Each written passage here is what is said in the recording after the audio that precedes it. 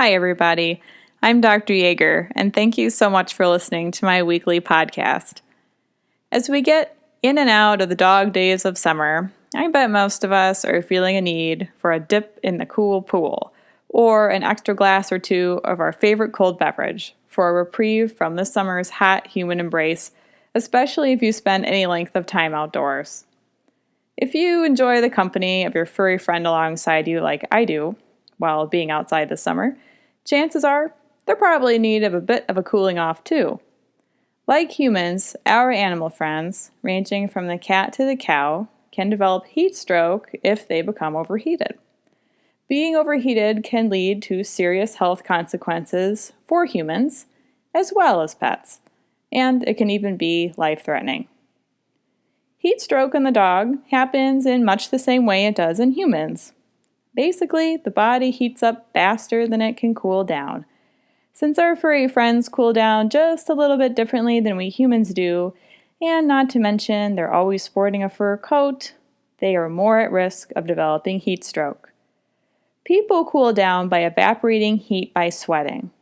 Dogs cool down by evaporating heat through their paw pads and by panting. They don't sweat like we do, which makes it just a little bit harder for them to cool down. And you don't have to run a marathon with your dog for them to become overly heated. It only takes 5 minutes in a locked hot car, an hour in a sunny warm backyard without any shade, or a 3-mile jog on a hot sticky day. Pets that are not acclimated to warmer climates, living with a heart condition, or dogs that have those cute wrinkly scrunched up faces like pugs or bulldogs, are at a higher risk of developing heat stroke. Breeds like pugs are what we call brachycephalic breeds, meaning they have short, narrow airway passages, and this makes it harder for them to pant effectively. If a dog becomes overly heated, their internal temperature can become very high, sometimes reaching near or above 108 degrees Fahrenheit. Temperatures at this level can lead to blood disorders, central nervous system changes, organ failure, and unfortunately, sometimes even death. And veterinary care for heat stroke patients are not a quick fix. It may take days under close veterinary monitoring for them to fully recover. This can equal hundreds, possibly thousands of dollars for the pet owner, so it's well worth it to keep a watchful eye over your little running companion this summer. So, what should you be watching out for?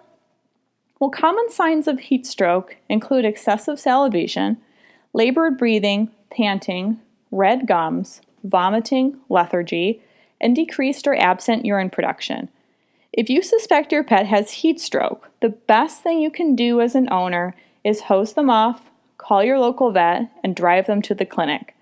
The water from the hose will help expedite evaporation and help to cool them down. Do not dunk or keep them in an ice bath, as this will cause them to retain or hold on to the heat by constricting the body's blood vessels. When the body's blood vessels constrict, their ability to dissipate heat is severely limited. You will only be making matters worse for your pet. So, should you take your dog out hiking tomorrow? Absolutely. Just be cognizant of the weather and your dog's own personal health. Offer fresh, cool water regularly, and if they aren't used to being outdoors or are new to hot weather, be sure to acclimate them appropriately. Taking them on short walks or for a brief playtime outside, and then gradually increasing the length of the walk or playtime will help their body acclimate well to the heat. Thanks for listening, everyone. Have a great week, and be sure to give your four-legged friend a big hug for me.